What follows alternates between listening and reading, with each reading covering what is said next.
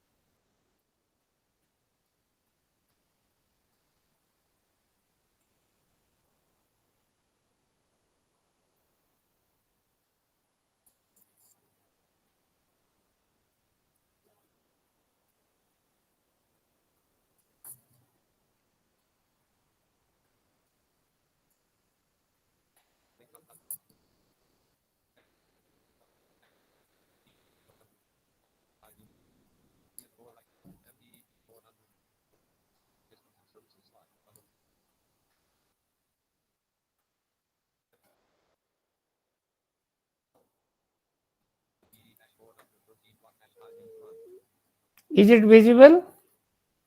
Yes, sir. Okay. Just a second.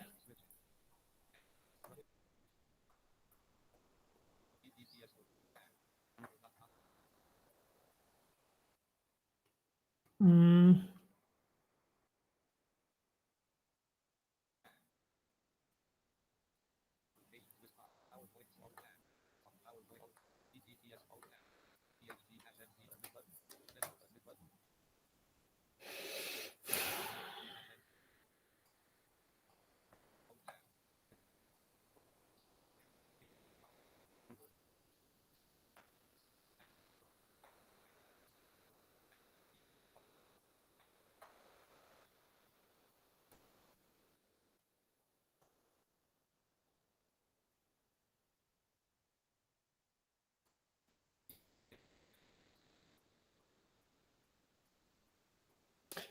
Still, actually, few are coming and joining. That's why I'm taking time. We can begin once the admitting of the participants is over.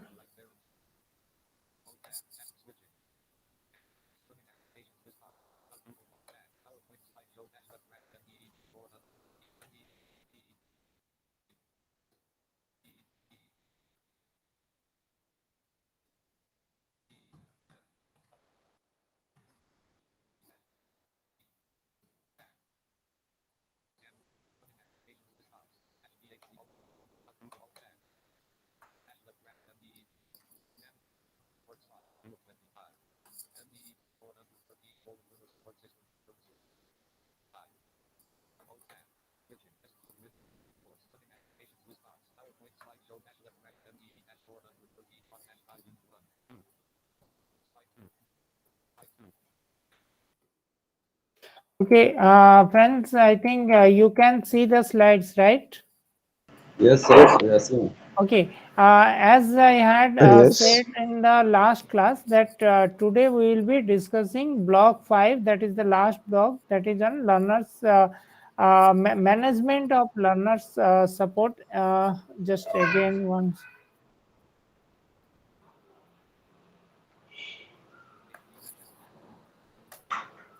Okay.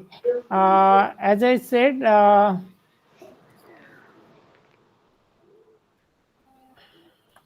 yeah, uh, that today we will be discussing the last block on management of learner support. And see, the way we have discussed the other blocks, different kinds of support services, then development of various skills, then counseling and tutoring services, assessment and evaluation support.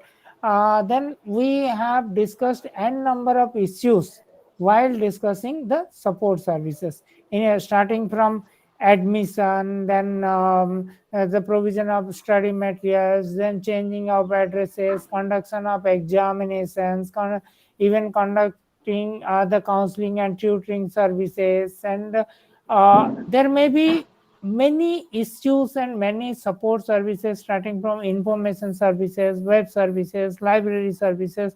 All these things, all these services, if any institutions wants to create or make them available for the learner, then the institution needs to take care of the infrastructure, the human resources, even the budgetary provisions, and along with that, it needs to manage those things. Okay, how these services can be managed? Because as we all know, that until and unless we have proper management or proper managing system, then it won't be possible for any institution to handle all these services together.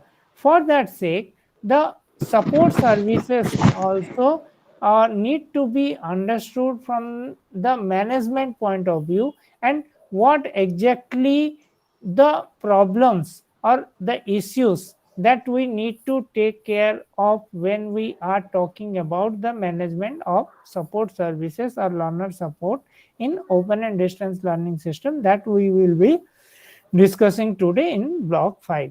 As we all know, that block 5 uh, consists of again 4 units as usual, as it was the units were there in block 1 to 4. Here also there are 4 units in this block, and the first unit is on learners expectations in distance education. Why is it necessary to understand the learners expectations from the manager, from the management point of view? That we need to know also, because if we know the expectations, because what exactly the learners need, just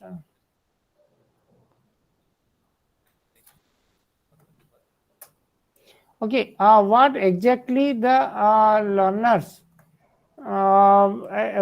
expect from the system, so that the institutions and the service providers can create or can manage the services accordingly. Okay. um,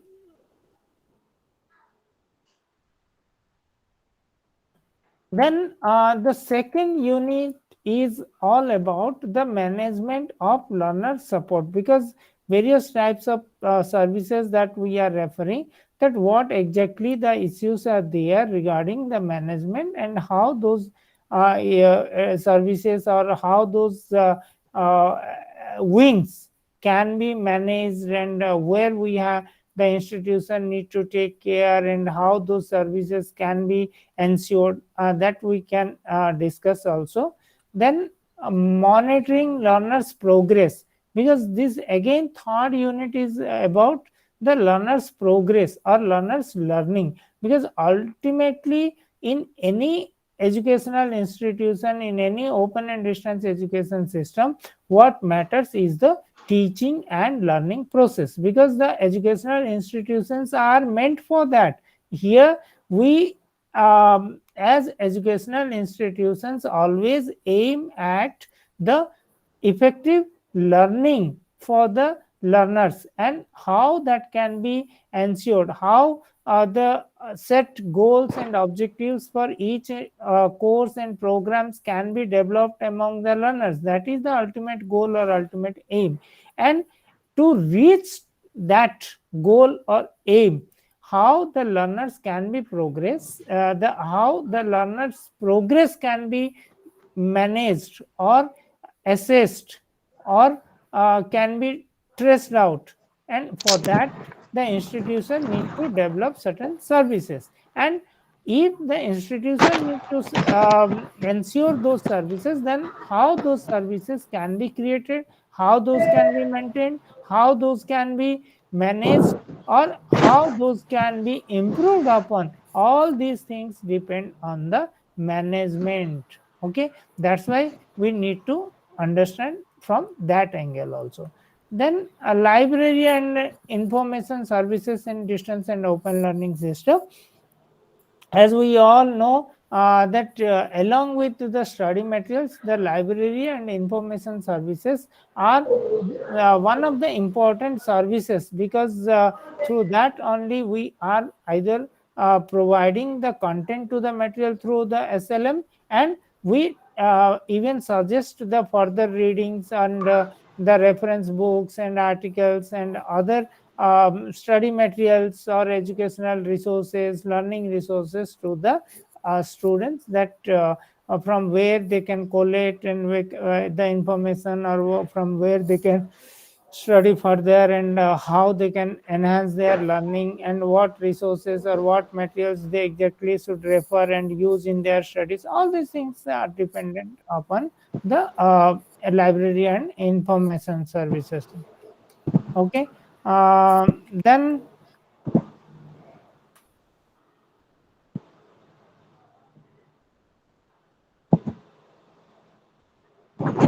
yeah, when we are speaking about this block, okay, um,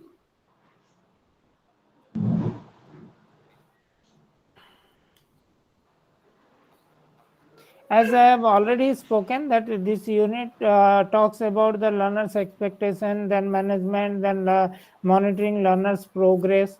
Okay.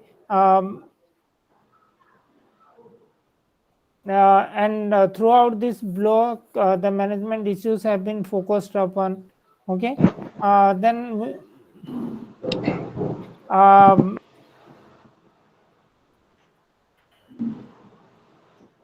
even and in the second unit, even we can say that how the data management, or how the other aspects related to the management can be handled, and what are the issues and intricacies involved in the management, that we will discuss. And in the third unit, as I said, that the factors responsible for the success of the students, and for the academic achievement, because it is related to the progress of the learning of the students and the learners, we can say. Okay. um, and as I said, in the last unit, we will be discussing about the library and information services, and how those can be made available to the learners, and how they can be used judiciously and academically in a positive way, or in meaningfully in open and distance education system. That also we are going to discuss. Okay. Then about learners expectations, this is the first unit of block 5, we can say. Okay. In that, in distance education general, when we talk about that, as we all know, that in open and distance education, who are our learners, what are their characteristics, that we have been discussing since the first day. And we know that in open and distance education system, the learners may have different kinds of expectations, and they may would like to know about the course patterns, the program patterns, the course fees. Then they may be doubtful about the validity of the degrees, or the career opportunities, and the study timings, and the assignments, examinations.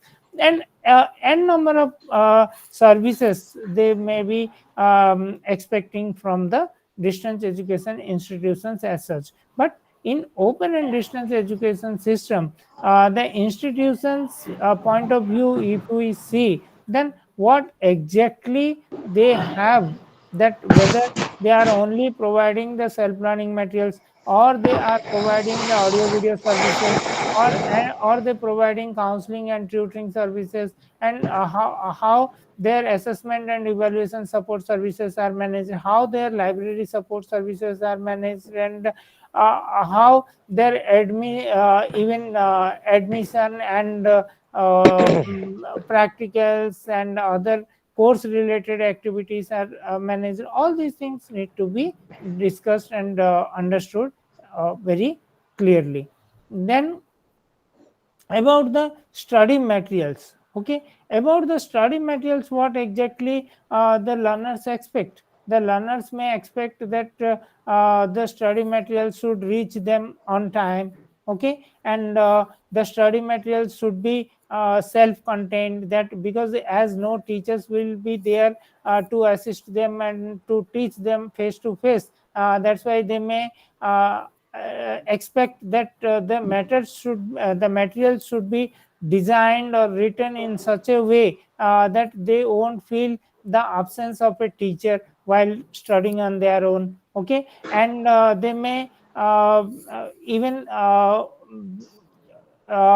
desire or expect that whatever the self assessment questions and exercises or activities are inbuilt in the material, they should be given enough responses or possible answers or model answers at the end of the unit, and there should be some practice questions for them for preparing the term and examinations, and there should be clear cut guidance for each and every small activity, and even if they have to draw a diagram, then also there should be ample description that how it can be done and what is the relevance and how they can do it, and if they do it, what really they are going to get, and everything has to be explained, because there won't be any conversation, direct verbal communication between the teacher and the learners. That's why the learners may have the expectation that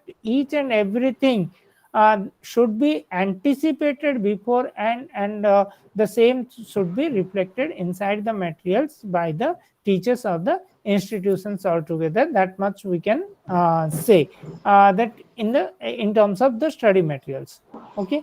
Then academic counseling, whenever we are talking about the academic counseling, we have already studied that the informing, advising, and counseling, these are the three parts which constitute the counseling, and we have already talked about the tutoring services, and we have talked about both academic and non-academic counseling also. The academic or course related or content related services may be called as the tutoring, and the other kind of counseling that may be related to socio-economic, administrative, or personal, that may be called as counseling or informing, or those kind of things. But these are the expectations from the counselors, that they should get each type of service, that may be information service, or that may be advisory service, or that may be the tutoring or content related also,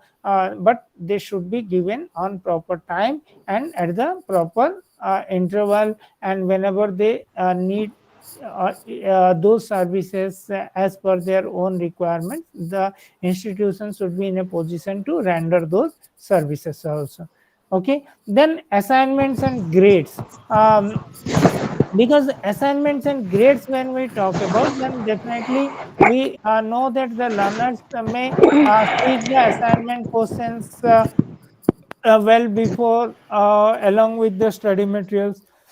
They feel that the assignment questions should be very written in such a language that there should not be any ambiguity or any misunderstanding or we can say that some sort of confusion should not be there in the assignment questions. Then what exactly they have to do in while attempting the assignments, and where they have to submit, when they have to submit, and how they are going to get the grades, and what are the suggestions and comments that they maybe what they will come to know later on. But okay, yeah, later on they may know about that, but they should they expect that at least they will get some suggestions or comments on their assignment responses also. Okay.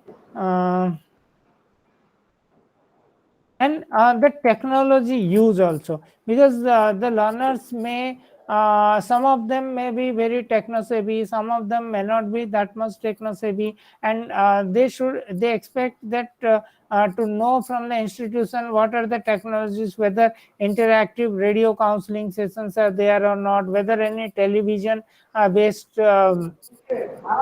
coaching is being given by the institution or not, or what exactly they can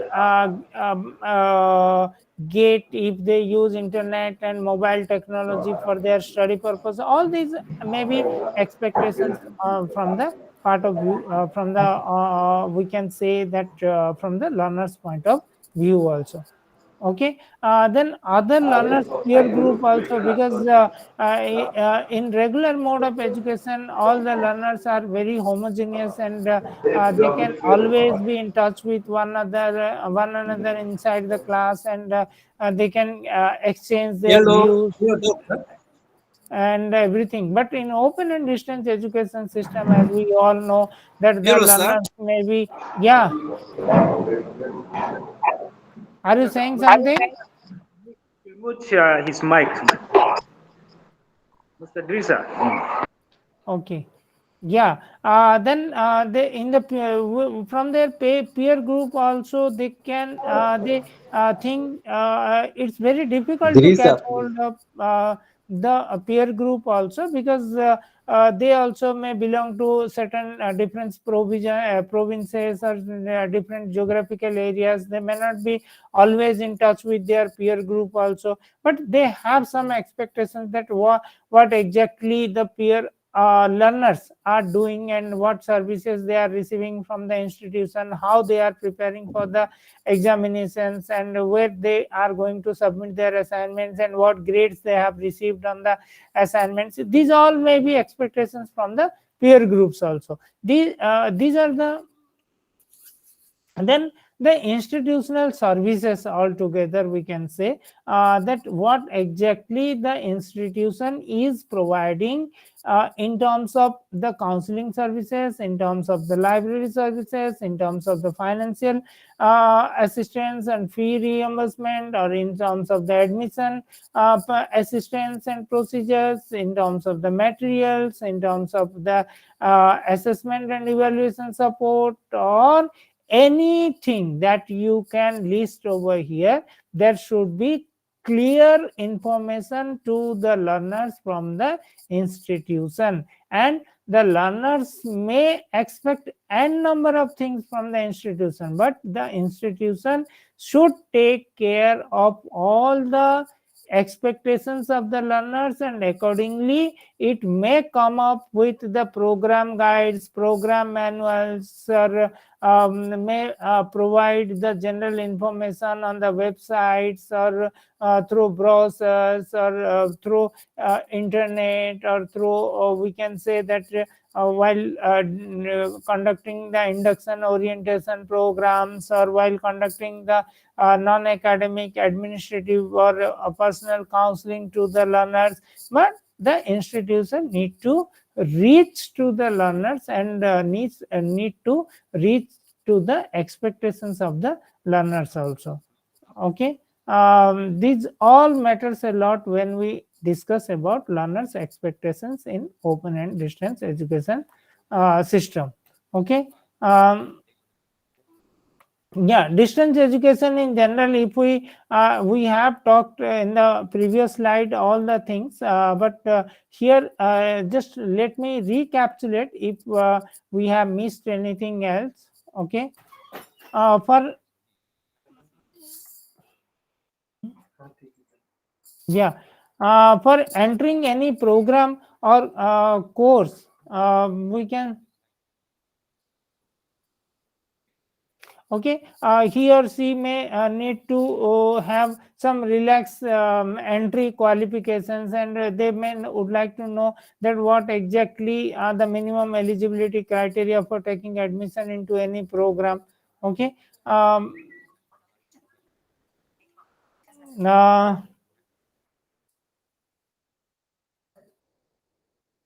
as per the desire and the professional requirements, one may would like to take the programs and do them.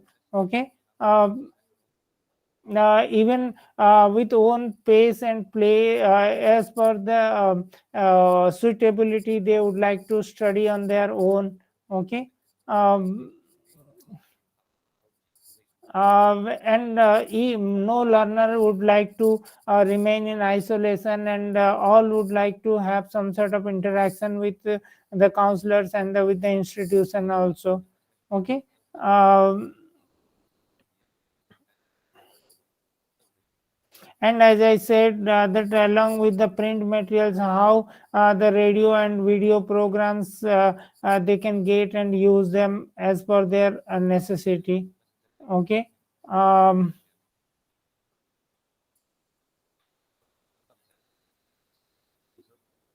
and as I already said, that from the institutions, from the regional centers, from the study centers, or from the counselors, from the teachers, how they can get the best services, and as per their requirements, that these are the expectations from the learner's point of view, if we are talking about the uh, distance and open learning system in general.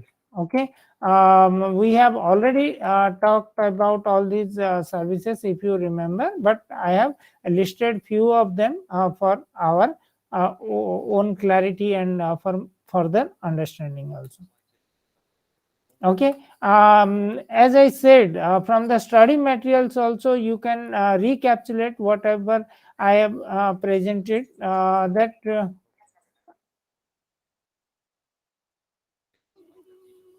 okay, there should be ample clarity, and they should feel the presence of a teacher, and uh,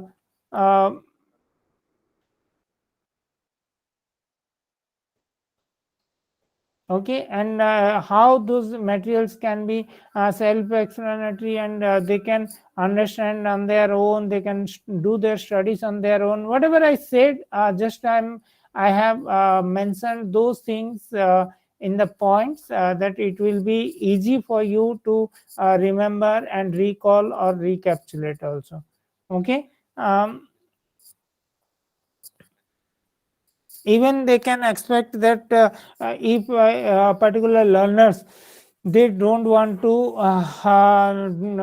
go for the further readings, or if they don't have access to the extra materials, or the reference materials from the libraries, then they may expect that these study materials should be enough, or should be self-sufficient for their studies. That's what they even expect. Okay, and as I said, that it should promote the self-directed learning, and it should have the all components, all parameters that the uh, learners may seek during their studies. Okay,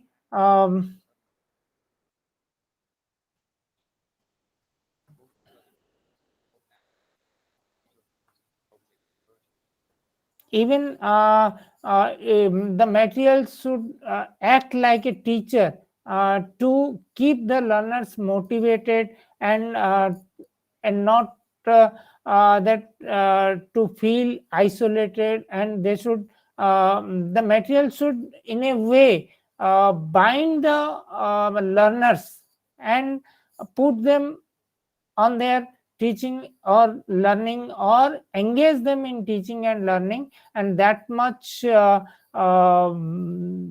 sustainability or that much motivational materials should be developed, and the characteristics of the study materials should be uh, such that the learners should not feel any kind of isolation or any kind of demotivation after going through the materials.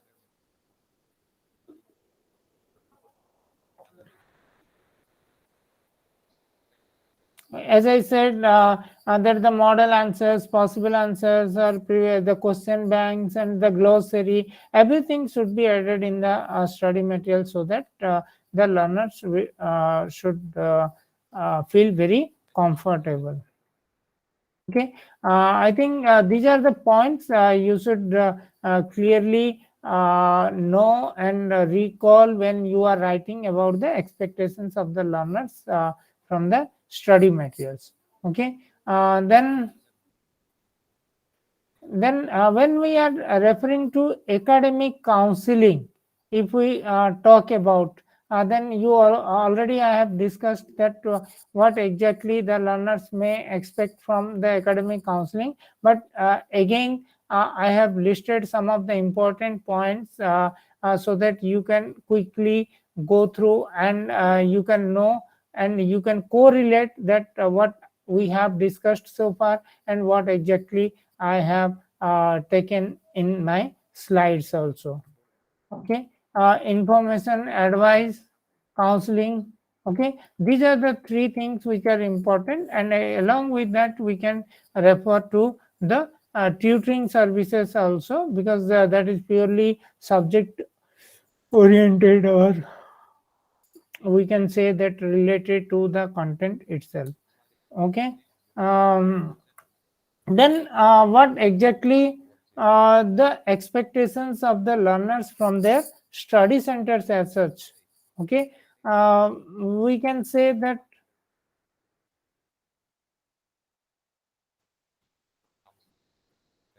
if the study center has to provide them the assignments or study materials, then definitely they should be provided on time as per the policy of the institution. If the regional center has to provide, then they should provide, or if the headquarter dispatches the study material, then they should dispatch. But whosoever it the responsibility may be, the learners expect that the assignments, the study materials should reach them on time. As in the beginning, you said that if the counseling would have done in the beginning of the session, then definitely you would have got much time for the preparation for the term and examination. Similarly, the learners, whoever may be, they expect these things only, because these are the common expectations on the learners part, that there should be some academic calendar, there should be some rules, some policies, and they should be followed very strictly by the institution, and they should get their materials, their queries cleared on time,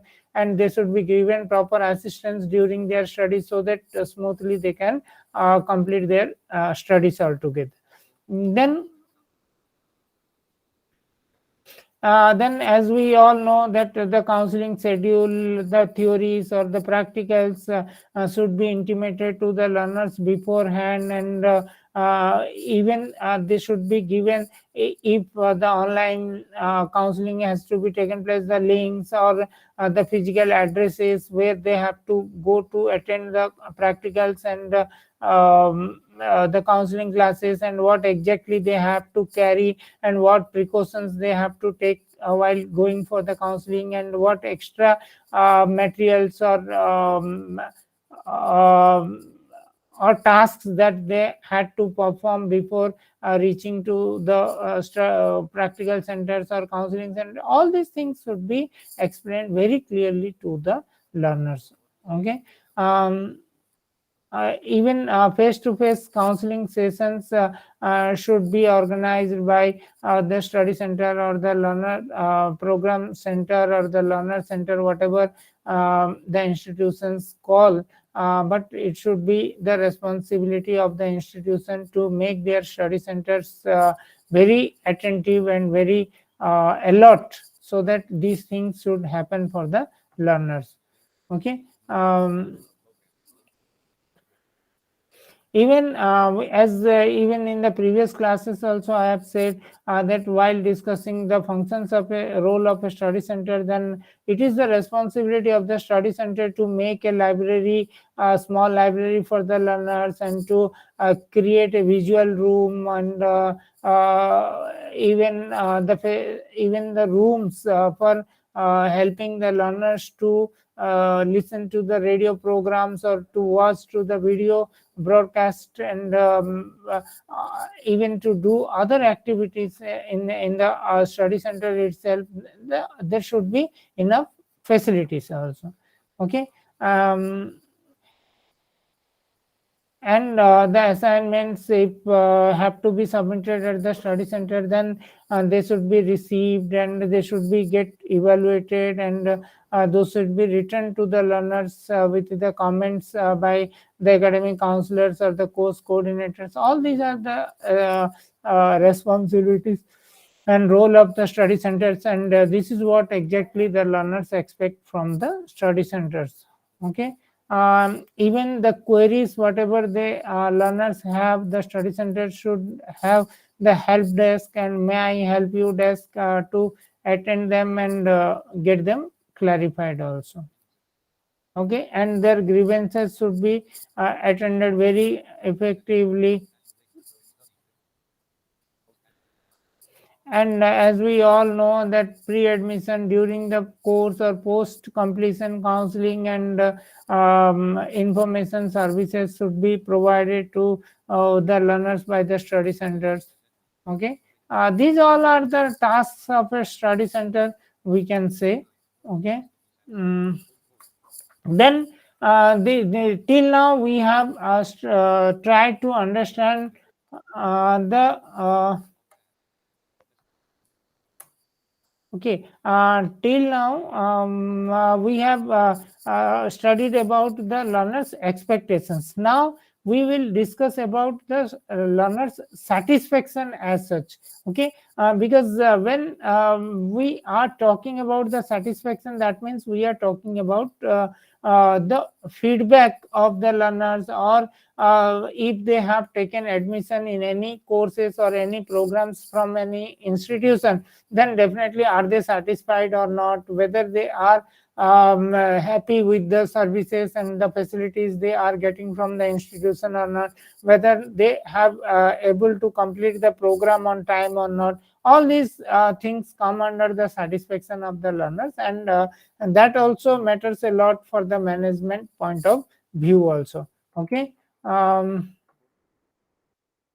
Here also we can talk about the counseling services, because whether the learners are expected with the kind of counseling that takes place by or being provided by the institution or not. I'm not going in detail about these things. You can correlate and write whenever you feel like, because from the satisfaction point of view of the learners, we need to talk about the counseling services, then study materials, examinations. Okay, because whether the examinations are conducted on time or not, whether they have been given enough information about the examination patterns or not, whether they have been given their examination centers wherever the learners would like to appear in the nearby areas or not, whether they have been we can say that ample time to uh, prepare for the examinations or not. Okay. These all matters a lot for the learners. Okay.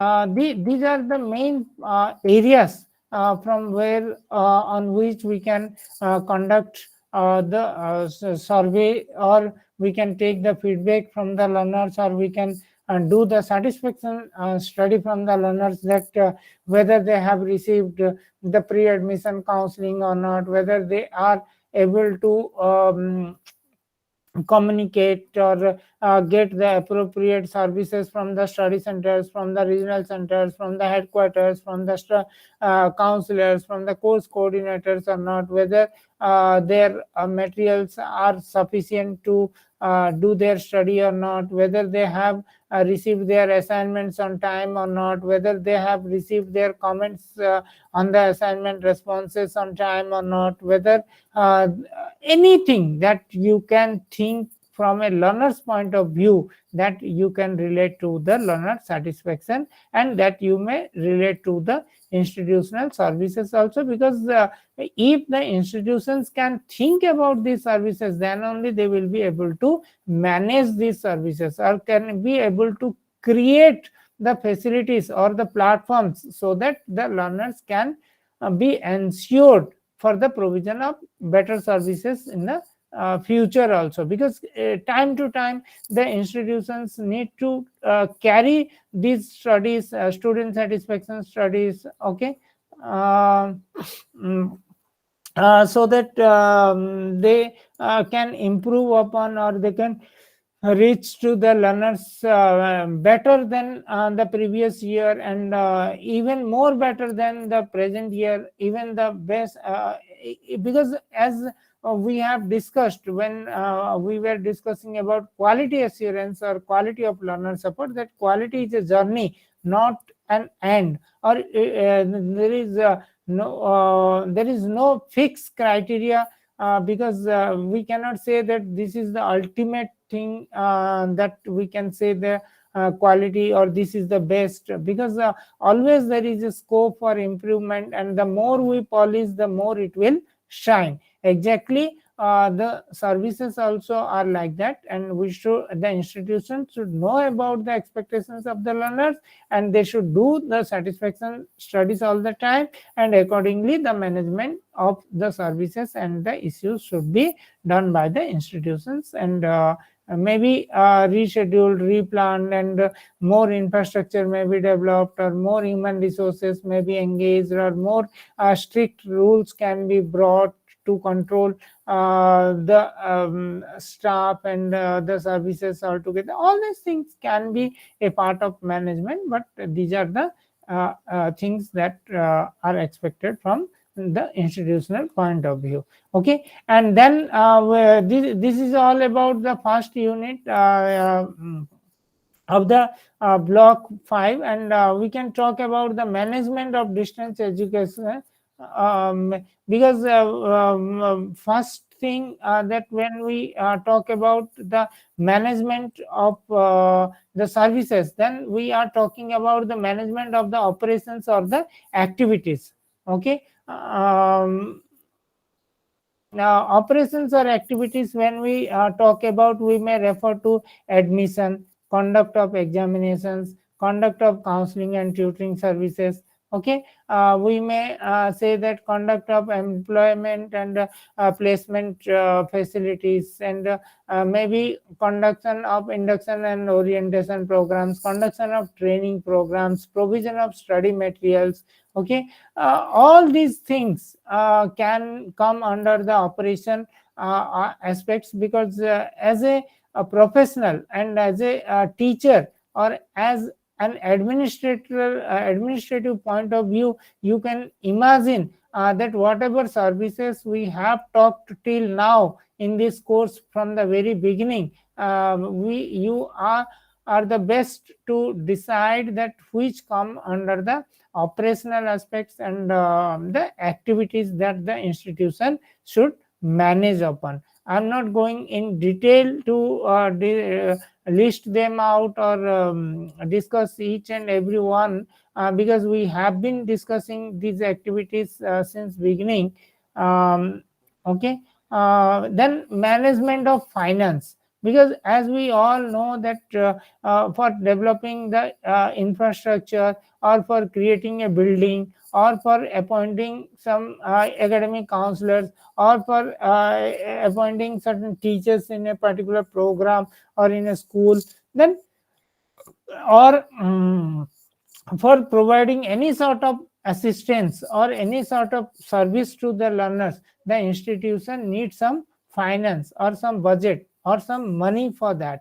And exactly that's what we mean, that how the institution can manage those financial issues, from where it will get the financing, maybe from the government, or if it is self sufficient, if the institution depends on the money that has been generated from the admission fees that has been deposited by the learners, then how much money should be given to what activity, and how the institution can create all the necessary services within the finance or within the budget that the institution has for each year. All these things come under the managerial aspects also.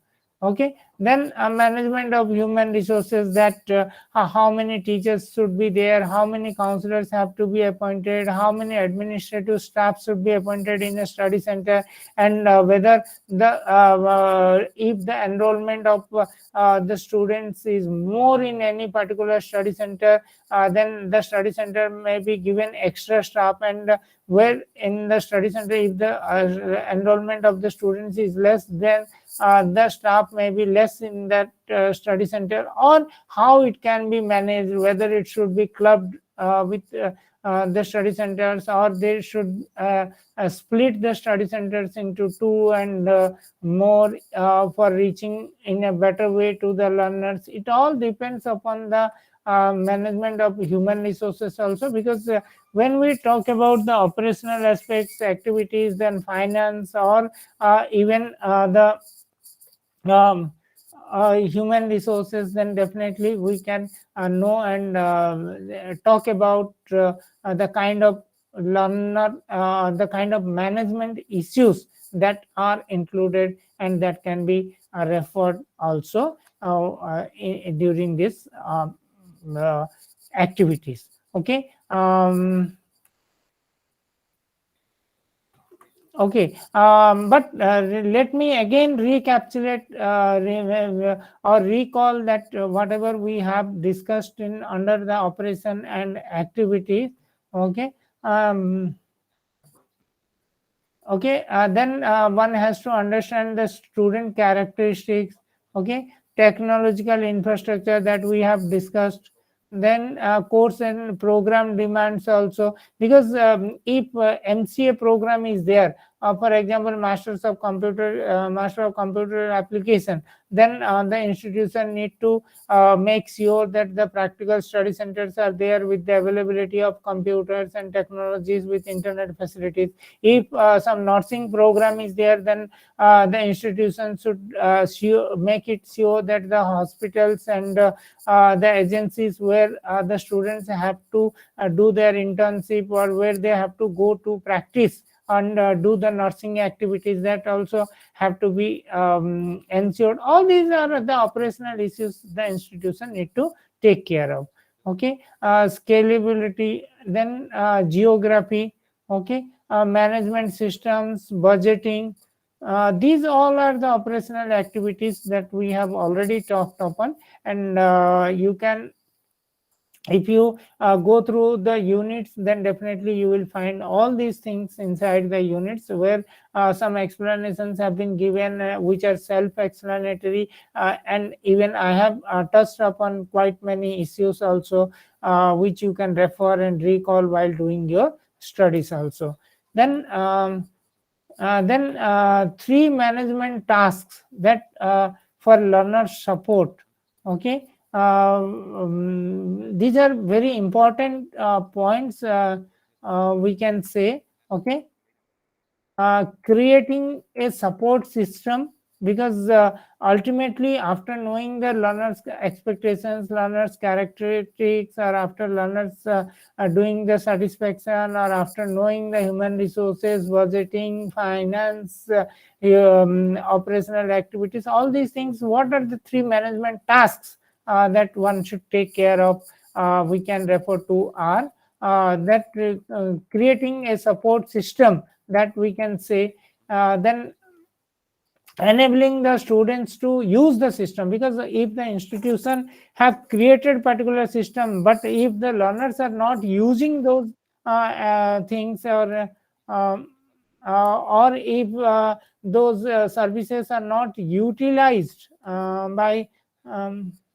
okay, um, then the services or the facilities do not have any meaning, and that is we can say that that is the wastage of money, wastage of human resources, and wastage of the energy of the institutions altogether. For that, the institution need to promote the services that they have designed, and they should make the learners enable to use and take the maximum benefit out of the services that have been created by the institutions altogether. Okay.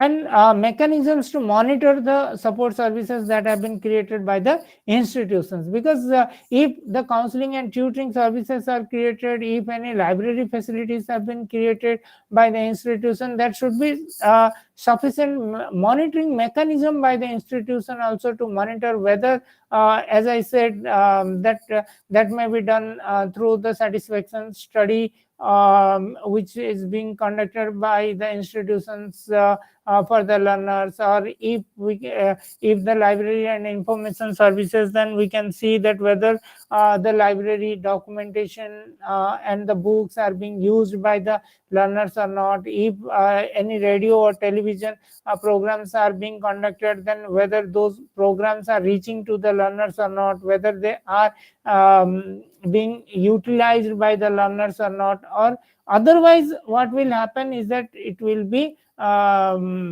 wastage of the resources, and wastage of time, and wastage of money also. If at all we are creating any service, that should be very need based, because the institution have to do the need analysis first, and then accordingly, as per the requirements of the learners, as per the necessity of the learners, the institution should create and provide the services also to the students. Okay. And these are the three management tasks that are more important from the institutional point of view also. Okay. Then we can talk about the data management. Okay. Um, if we call about data management, because as we all know that what exactly the data means and how data is important from the institutional point of view, because when we here we may take the example of IGNO. When we say that 3.6 or 3.7 million students are there on the rolls of IGNO, and the equal number of students have been passed out, or they are the alumni also of IGNO, then we can see that how big the institution is, and how the institution is managing the data of the learners, because the data management is not only about maintaining a single data of a single service. It is altogether, we are talking about the data of the students, that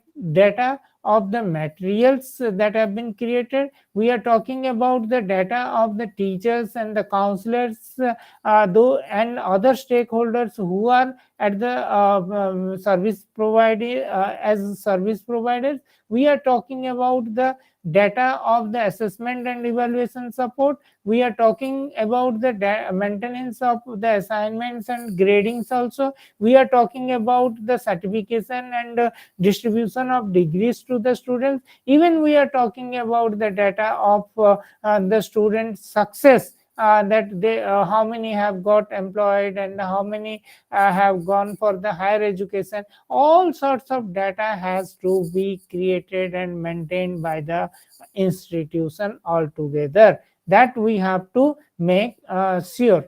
Okay.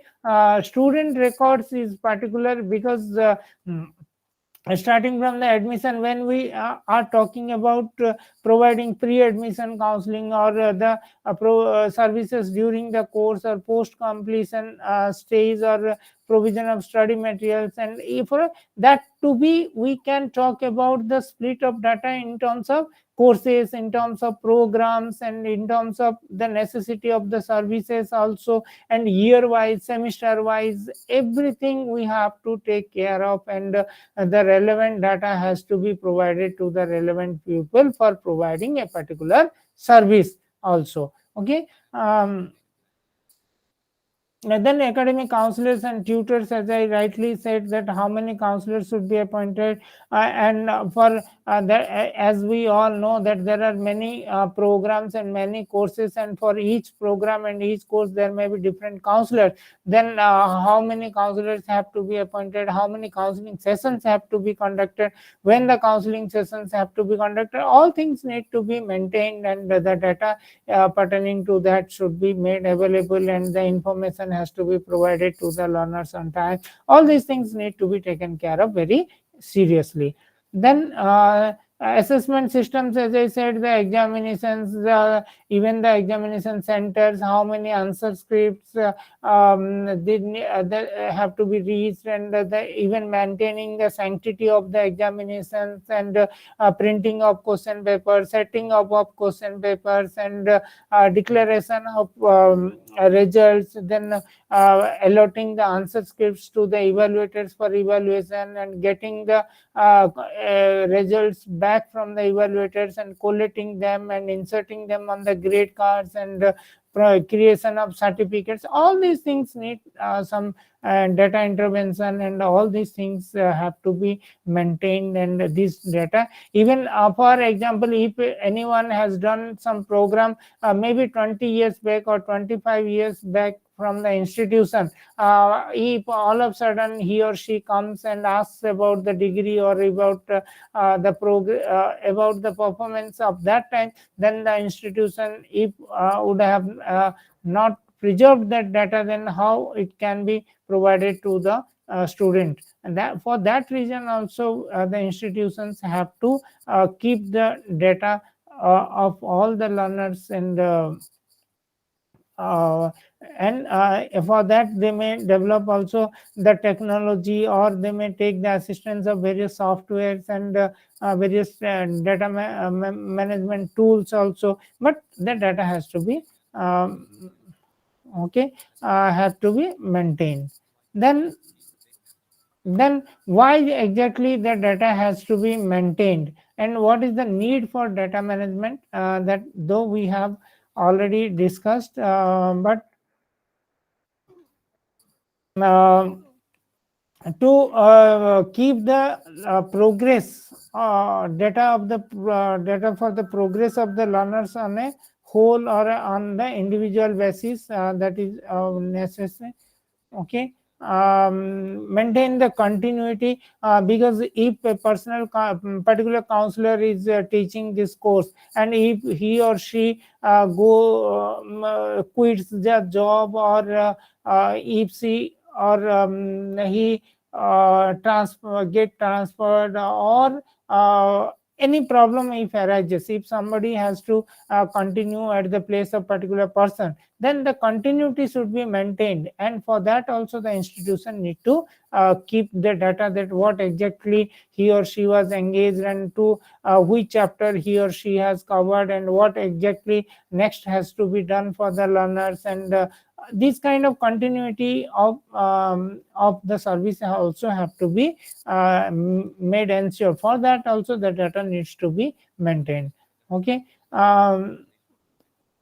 Then even each counselor should know that who are their learners, and when they have to conduct the counseling, and how many learners will come, and from which background they are going to come. All these data have to be made available to the counselor. Similarly, the learners should be informed beforehand, that where they have to go for attending the counseling, and who will be their academic counseling, at what time the counseling will be taken place, for which subject the counseling will be taken place, and what exactly the topics will be covered under that counseling course. All these have to be maintained, then only these things can take place, and these things can be communicated to each and every stakeholders as per their necessity.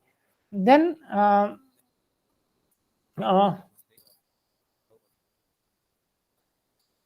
Okay, even time to time for the marketing demand and for the market needs and for the other purposes also, the institution may need to study and do some sort of research and some feedback studies also. For that also the institution need to take care of the data. Then ongoing planning process, if at all the budget has to be allotted, or if some infrastructure has to be developed, or if some new human resources have to be appointed, then the data should be there, so that as per the logic, as per the requirement, as per the scientific approach that the institution follows, for that the data is highly essential.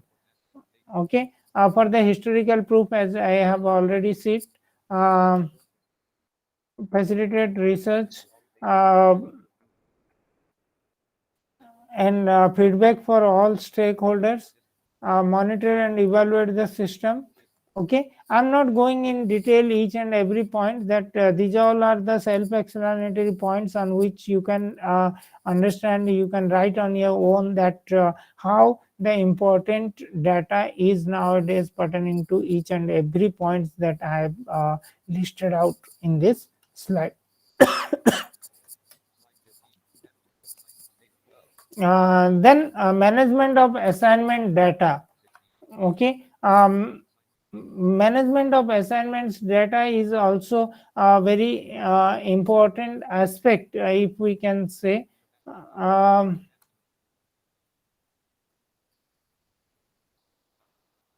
that clear cut guidelines for the assignment evaluators for evaluating the assignments, because they should know that what exactly they should write as comments, and what is the assessment criteria to give particular grade to the learners, and all these things should be very clear to the counselors and evaluators also. The marking and grading guidelines should be provided beforehand to the teachers and the evaluators also. Okay, um, then learner centered counselors or coordinators, or the learners also, there should be feedback forms, and proper information has to be collected by the counselors, and even the learners should be given the feedback form to submit their feedback, whether they are satisfied or not, what exactly they need, and how the counseling sessions have taken place. All these things should be made very clear, so that each stakeholders will get benefit afterwards also. Then as I have already discussed, that the clear cut time schedule pertaining to each and every activity that are scheduled have to be provided to each and every stakeholder, starting from the learners, teachers, counselors, administrators, all the stakeholders. Okay, then if at all the learners need some improvement on their responses, or if they would like to revisit or would like to go for re-evaluation of those answer scripts, everything has to be clearly spelled out by the institution, and there should be clear cut guidelines made, and those should be made available also to the learners, and there should be clear time frame also should be given to the learners, that which task has to be accomplished when, and at what duration, and where they have to talk to, and what exactly they have to do for carrying out a particular task. All these things should be very clearly spelled out, and many, and for that the institutions need to create such facilities also. And okay, and then the marks and grades that are obtained by the learner should be intimated to the learners time to time, and for that maybe some LMS or some portal may be created, or the grade cards or should be updated, and the learner should be in a position to check their progress time to time also. All these things are mm, just a second.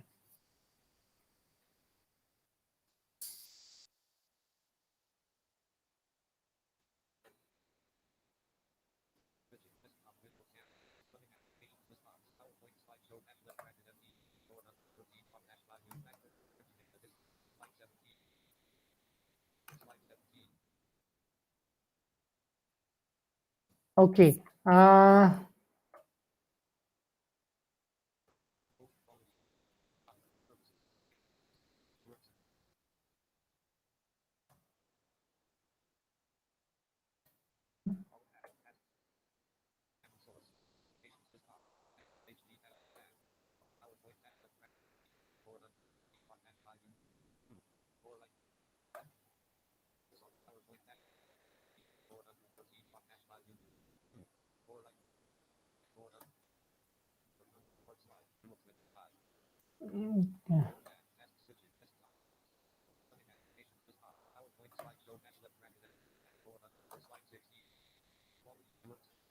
Okay. Then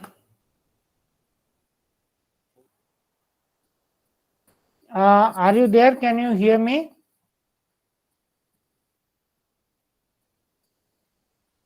Can you hear me? Yes, yes. Yes, so Can hear you. We Uh, can hear you. i- Yes, we can hear yeah. you.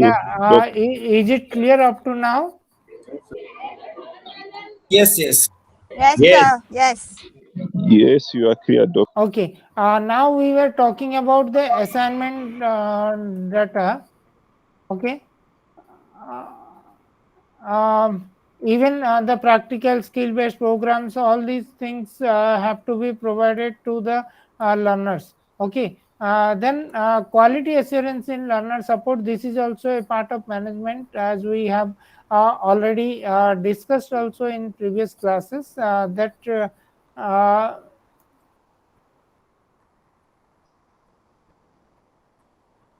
uh, because the clear cut guidelines have to be created, that as we know that quality is not fixed and it's a journey, there is no end to the quality, but the some sort of quality benchmarks have to be decided by the institution, and before launching any program or before going for any service, there should be some parameters to check that, and after that clearance only, the product or the services have to be made public for the use of the learners, and accordingly we can say that there should be even approvals from the management and authorities and various educational bodies or administrative bodies also beforehand. All these things are a part of quality assurance.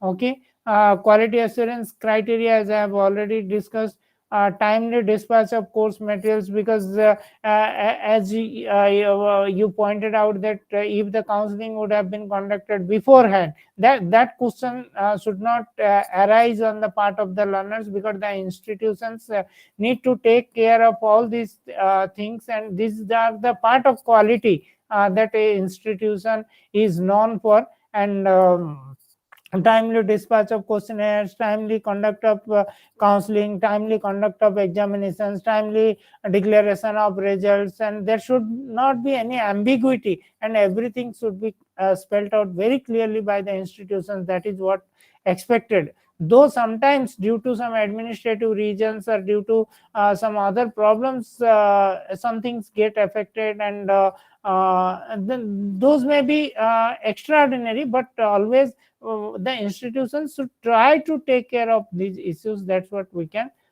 say. Okay. um, then training of the staff development programs for the various stakeholders. Okay. Then timely delivery of the multimedia packages, the audio video programs, and even if the live sessions are going on, then the access should be given beforehand to the learn centers and the regional centers also.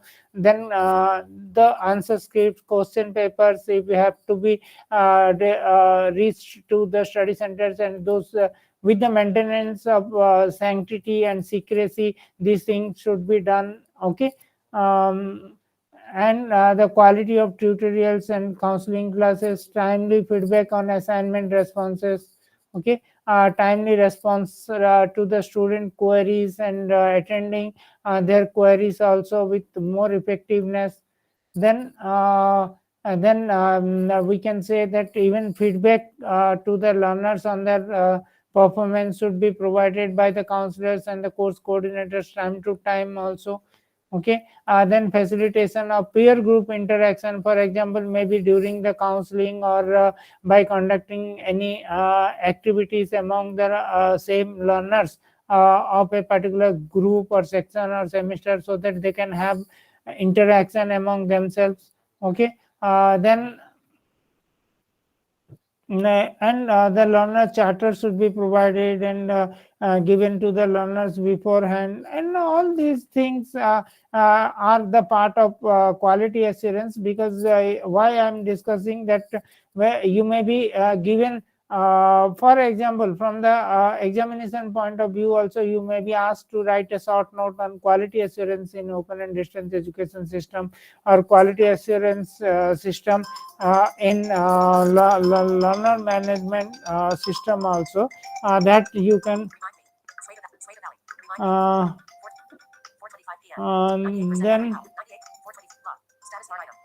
then that is the question that you have need to write and develop also. That's why these points are very important while writing these type of questions. Okay, then these all was there in block 2, sorry, block 5, unit 2. And the factors contributing for the learner's achievement. Okay, um, learners achievement or success, if we talk about, then we can say, then we should know about the background of the learners. Because if they are at risk learners, what exactly they need as the services, and if they are very intelligent and learners, and if they can cope with their studies on their own, then what kind of services they should be provided. For that reason also, we need to study about the background of the learners, and background of the learners generally matters a lot for the success or for the achievement of the learners also. Then motivation levels also, as we said, that some may be very highly motivated learners, some may be their motivation level may be very low, or if they get stuck in any problem or any difficulty, then may lose their motivation and they can detach from their studies. But that's why it's very important to know about the motivation level also for the success and achievement of the learners. Then the study patterns, as we have already discussed, different study patterns and learning styles also, the tactile learning, the solitary learning, the visual learning, all these type of learning styles we have already discussed. The learners should know that what exactly they belong to, and how they can study better, and which environment suits them, and all these all factors really matters a lot for the achievement and success also. Then institutional commitment, because the until unless the institution provides good services and mm, good facilities to the learners, then the learners may not be in a position to complete the programs also on time. And for that, the institution need to develop or create such services, so as to reach to the learners with better quality also. These are the factors which really matters a lot for the success and achievement of the learners. Okay, then we can talk about the causes of attrition. When we talk about the attrition, that means we are talking about the dropouts. Instead of the learner discussing, we have already discussed learners expectations, learner satisfaction, then the various kinds of support services. Okay, and beyond that, even if the institution does all these things and creates the facilities, creates the services and provides the services, then also some sort of attrition or dropouts are there in open and distance education system. And in open and distance education system, the dropouts may be many, and there may be many reasons also for that. Because in face to face or regular mode of education, exactly if 60 students are given admission in a particular year, and after the end of the year, if 45 or 50 students have qualified and gone for the higher education, then definitely we have the clear data that 10 students could not complete, and we can reach them and we can talk to them and we can know that why they couldn't complete the program. But in open and distance education system, as we know that there are many students, and there may be thousands and lakhs of students in different programs of the studies, then it is very difficult to know also the regions. And for that also, when we were discussing about the data management, for this sake also the institution need to maintain the data of the successful completion of the learners, the admission data of the learners, so that we can easily identify that who are the learners they are dropped out, or those who could not complete the program, so that the institutions can conduct a study and reach to them that what exactly the reasons for which they have dropped out and why they couldn't complete the program. All these things can be studied from the institutional point of view also. Then family commitments, okay. When we are talking about the these are the kind of attrition or dropouts, okay.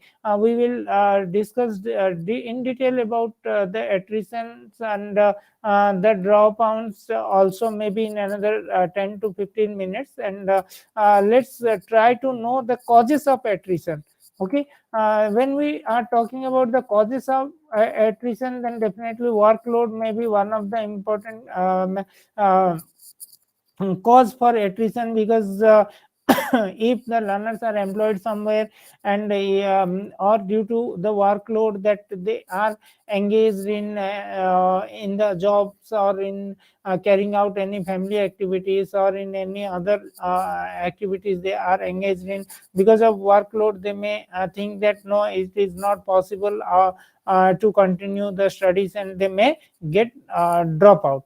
Then family commitment, sometimes they get married, and sometimes they may need to take care of their old parents or small kids or children. Due to that also, they may think that no, the time is not sufficient to continue the program, or do the program, and they discontinue, or they drop out.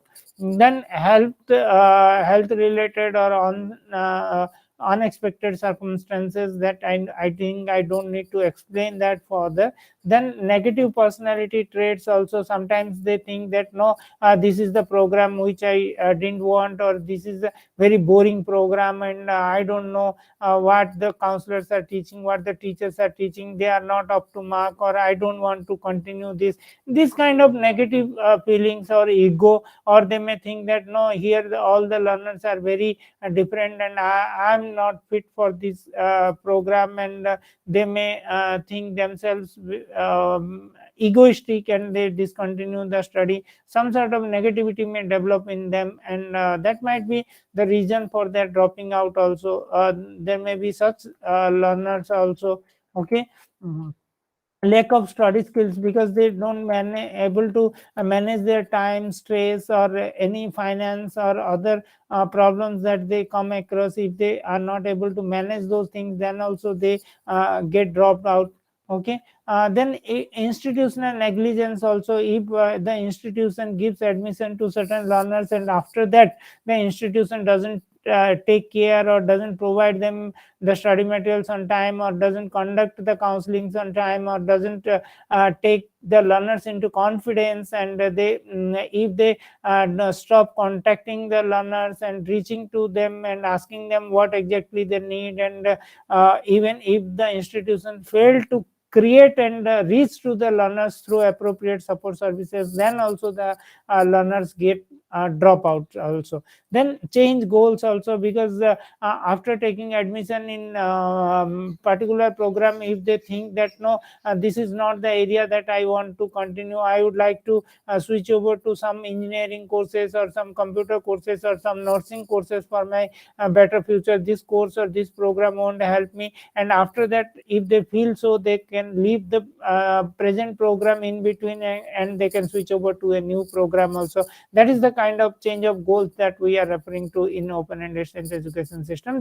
These are the major causes of attrition in so far as we can talk about, okay. Then types of attrition, because there may be voluntary attrition. The learners, if they get drop out because of their own reasons or own personal problems and so on, that may be called voluntary. But if they are dropping themselves because of some involuntary, where the institutional negligence and all happens, then and that is the kind of involuntary dropouts we can say call. And some dropouts may be avoidable if the study skills are not there, or if the institution is not able to create the facilities and services for the learners. Then those can be created, and those learners can be again brought back to the system, and they can be extended the if they are taken care of properly, then definitely they can complete the program. But if some problems are unavoidable, if a particular problem arises, or if somebody gets a new job, and after getting job, if she or he doesn't get time to continue, and if there is no livelihood for that particular learner, then he or she may drop out from the program. That is the unavoidable reason. And maybe later on, if some sort of flexibility is being given by the institution, he or she may continue, but for that time being they can also drop themselves out of the program. These are the avoidable and unavoidable dropouts that we are talking about. Then if this attrition takes place, if these dropouts happen, then what can be the measures that can be managed, or that can be taken by the institution, so that the dropouts should not be there, or they can be managed? We can say that pre-admission counseling has to be made, ensured. Then student induction and orientation programs have. Excuse me, sir. Yeah, Sorry, sir. I wanted to ask a question, sir. yeah. When you are talking about voluntary dropout and involuntary dropout and unaffordable dropout, and so I'm thinking that voluntary dropout and affordable dropouts, are they not the same? What is the difference between, why are they classified into 4 categories? Why not just 2? Because I'm thinking the unaffordable dropout is more or less like involuntary dropout. It was not as planned. I don't know. I need clarification, sir. Okay, see, yeah, I will come to that if time permits. But if you go through the materials, these things are clearly mentioned, that voluntary dropouts, involuntary, then avoidable and unavoidable. Okay, I will definitely come to your question. Maybe let me discuss first about the measures to reduce attrition, because we are running out of time. Maybe another 15 to 20 minutes only are there. I will come to that, and these are the points that I wanted to discuss, and those are clearly given inside the material, and in a simple language those are explained. If you go through the materials, then definitely you will understand those things. And maybe I will come again to your question towards the last, maybe if time permits. But if we can talk about the measures of the attrition, to control the attrition, then we are talking about the pre-admission counseling, because that is more essential to stop these kind of dropouts also. Then students induction, or students the orientation programs have to be conducted by the institutions time to time. Then faculty and staff development programs have to be conducted by the institutions very regularly. Okay. student tracking has to be done, that whether the students are continuing the program or not, whether they have submitted the assignments or not, whether they are attending the counseling sessions or not, and how many have appeared the examinations, how many have qualified, and if they couldn't appear the counseling, or if they couldn't submit the assignment, then also the institution has to take them in confidence, and should be in touch with them, that what exactly is going on with those learners, and why they are unable to uh, cope to the studies that they should be, and accordingly the services and the facilities have to be raised and created and provided to the learners also. Okay. Then identifying the at-risk learners, because as I said, there may be various types of learners, but it is the responsibility of the counselors, course coordinators, and the institutions to identify the at-risk learners, because as in a classroom, if there are 50 students, then all the students may not be equally academically sound, but the teacher has to identify that who needs more attention, and to what extent, and accordingly he or she has to take care of the learner. Similarly, the counselors should be in a position to know that who are the at-risk learners, and what exactly their needs, and how to cope those needs, and how to reach them with better services also, that have to be planned by the institution. Okay. These are the points generally that need to be taken care of while we are talking about the measures to reduce attrition, or to reduce the dropouts. Okay. Then this is all about the third unit that we had talked upon, about the management of learner support services. Now we can touch upon the last unit, that is on library and information services of the block 5, that is on management of learner support. And here we can say that in the when we talk about the libraries, or the kind of library, or the reading rooms, and the learning resource centers, then generally we are referring to the types of documents that may be reference books, journals, okay, electronic resources or databases.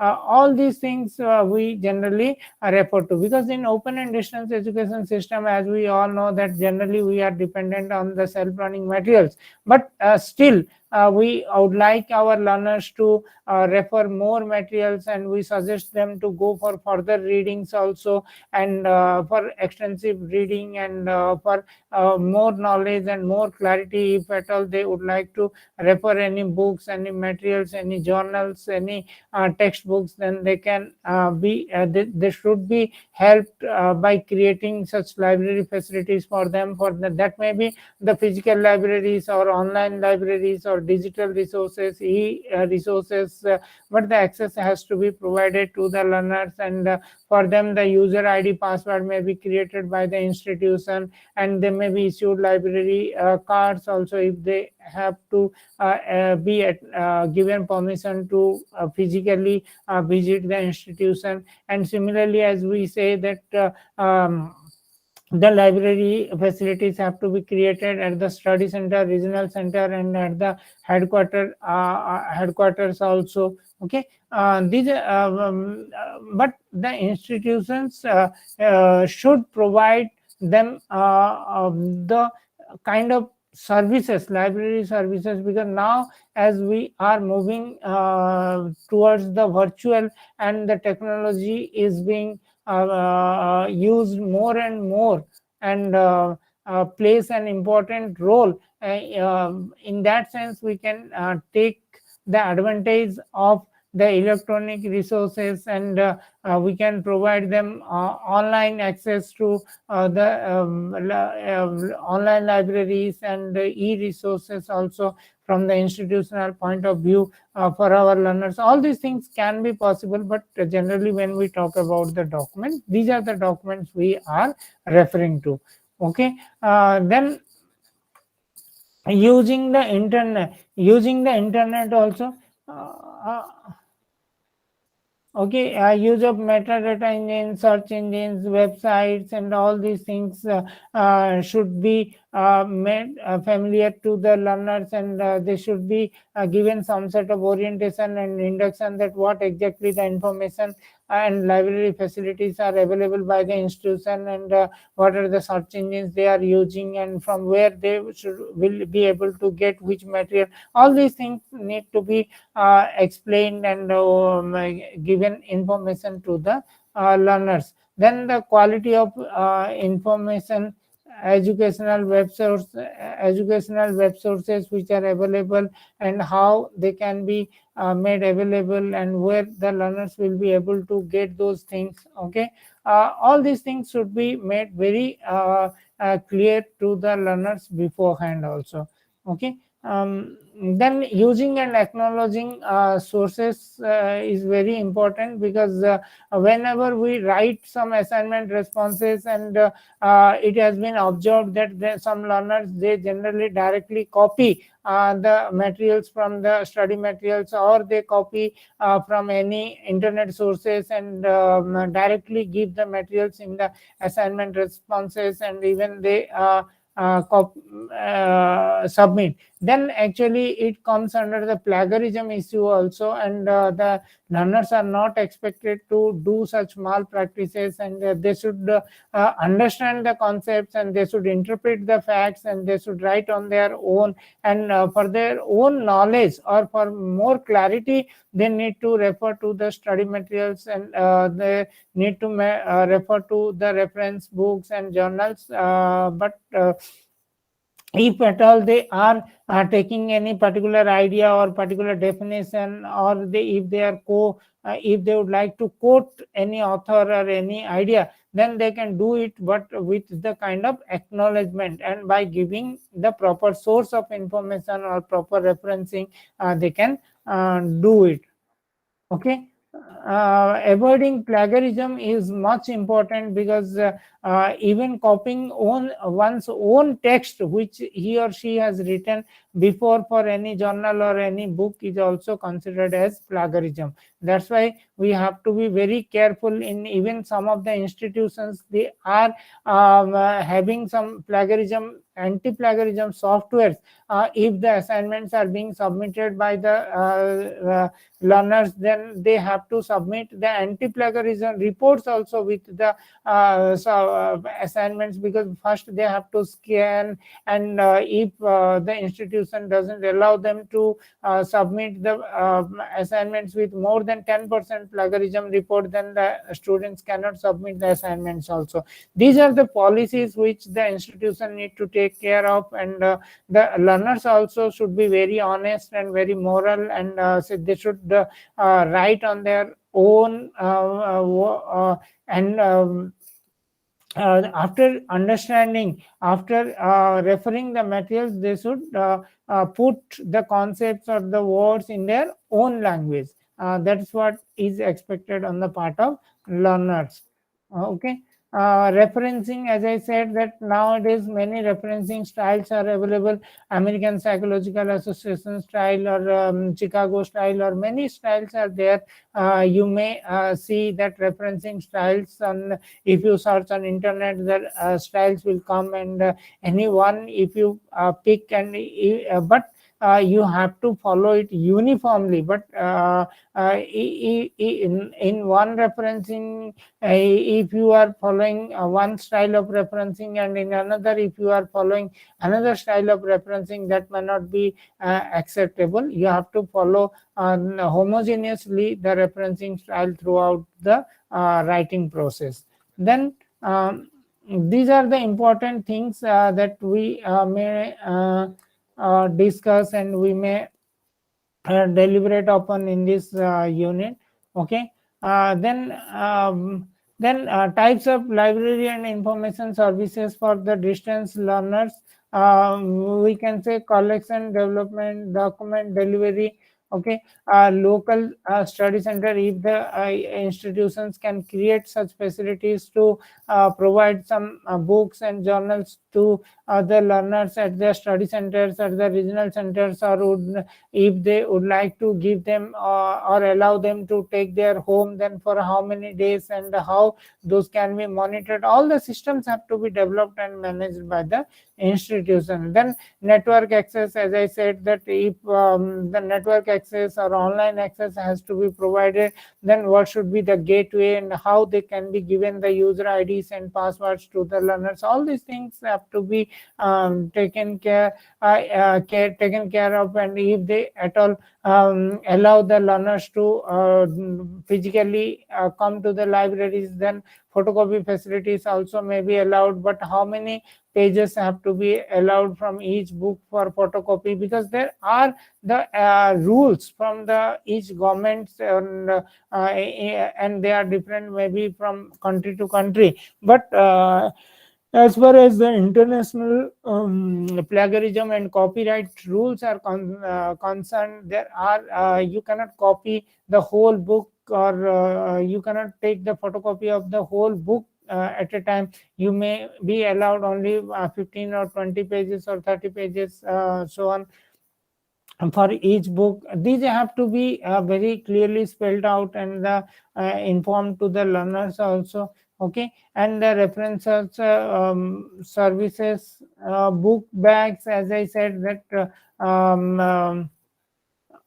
may be created, and those may be given to the study centers or the learners also. But the data has to be managed, and there should be enough facility to get the material back or from the learners, and that can be used by the maximum learners, maximum number of times, time to time, as per their requirement also. Then this is all about the topic and the block. Okay. That I would like to present. Okay. Wanted to present. Okay. Thank you, sir. Okay. Now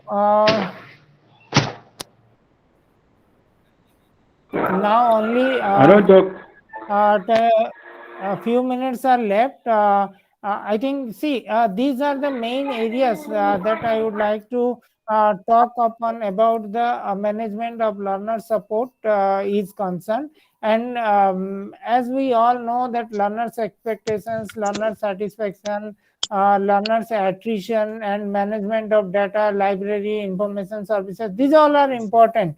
And we had discussed many issues, and starting from block 1 till block 5, all the 20 units we could cover within these 8 counseling sessions. And now the session is open for few queries, so that maybe in another 5 to 10 minutes we can have those. Yes, you can go on. Thank you, sir. Yes, Doctor. Good afternoon. It has been a very wonderful experience. We learn a lot from this course. We are trying. Well, mine is not a question, but rather seeking for clarification while answering assignment questions. Could we use diagram, figures, or tables for the sake of clarity? Yes, you can. For example, if a question asks of no, you can use diagrams, use figures, tables with enough explanation and with enough justification. But my concern here is, you can there is word limit, maximum allowable words actually. So maybe is the figure going to be counted like among the word limit, or is outside the word limit?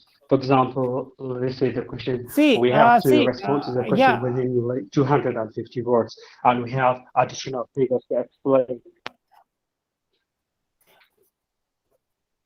See, what I'm saying Okay, is there is go that ahead, please. in assignment responses, it's okay that yeah, in assignment responses, you have enough time to prepare your assignment responses. If it crosses 250 words, that doesn't matter. If you would like to give the figures or diagrams or tables and discuss and analyze the questions that has been asked inside the assignments, it's okay. If you cross the word limit also, that doesn't matter. And only thing is that the figures or the diagrams, we are not going to count word by word as such, but we assume that 250 words or 300 words means only if you type a page on MS Word, then maybe in one page around 250 to 300 words come or 350 words come on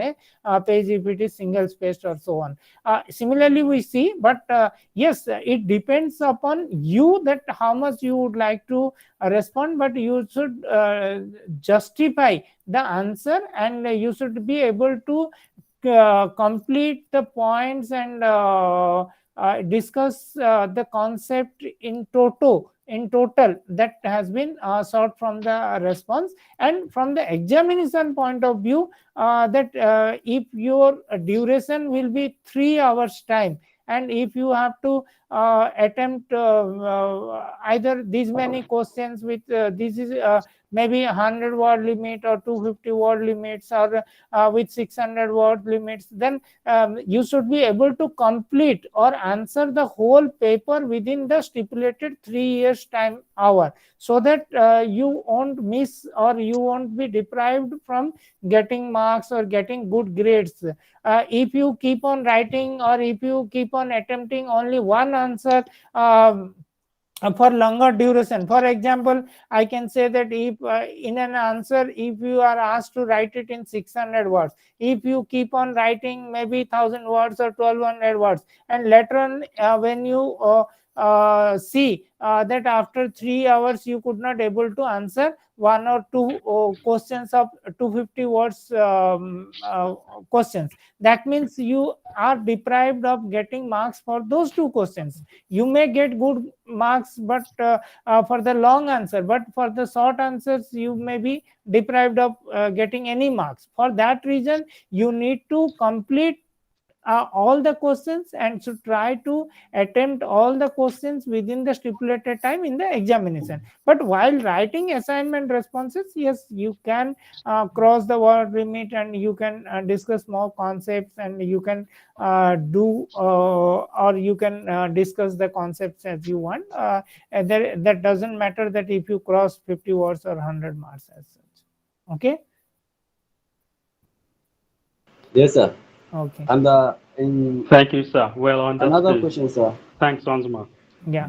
related to the assignment. Yes. Sir, is it ideal for a distant learner to write uh, assignment using experience gathered from study materials being provided by the institution, or he is free to consult other learning resources, um, and in such way, is he allowed to reference such material that he's consulted? See, the learning materials are already provided to you, the study materials. For writing the assignments, the study materials are enough. Okay. If you would like to attempt all the assignment responses, you can clearly get the answers and feedback or enough explanation on the questions from the study materials. The study materials are self contained and self-sustained and self-sufficient also in that sense. But if you would like to study further, or if you would like to develop more knowledge on any particular topic. For that, you are allowed, and you can go through, and you can visit the libraries, and you can study more.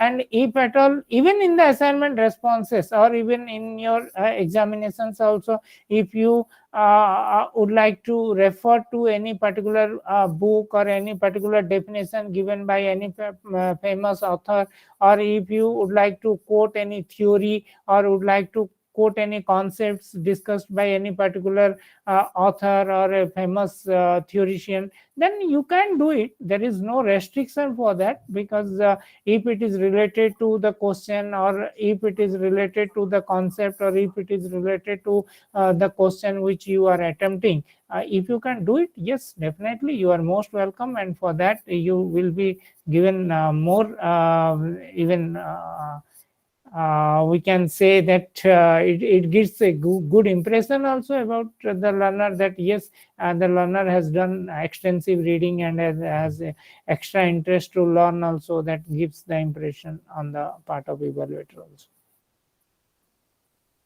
Yeah. Yeah, Doc. Thank you, sir. Yeah. I wanted to. Yes. I wanted to find out: is it possible that our university can also provide the online libraries? You have talked about the learner support through Let's see. libraries Online. at our university. Yeah, I got your point. You would like to know that whether any online library facilities can be extended to you by IGNOU. Okay, that I'm Yes. Yes. yeah, I'm not in a position to comment upon, or tell you, or give you the correct information right now. But you can write to the administration with whom you are in touch with. Okay, that may be either IGNOU, or that may be in your country through whom you have taken admission into this program. You can ask them that we need some online library facilities, can it be provided, something like that. You can write a mail, and you can seek the information from them. Okay. Okay, thanks. Okay.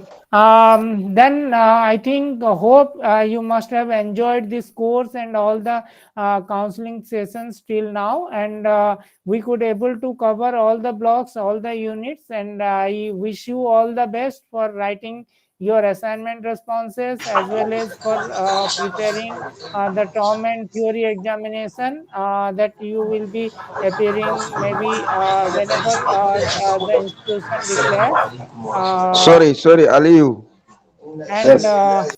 I hope this course will have much interest, and will be very useful for you all, and the classes that we have discussed, and the interaction that has taken place in these 8 counseling sessions would have meaningful, and would have made sense to you also. And with this hope, I think we can say bye bye, and all the best to you for your future academic endeavors. Yeah, okay, thank you.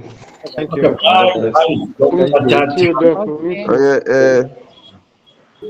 Okay, Okay. Thank Thank you, you. sir. We really appreciate it. Thank you, sir. Thank you very Yeah. much. Bye. Thank you. Thank you. Thank you. Thank you.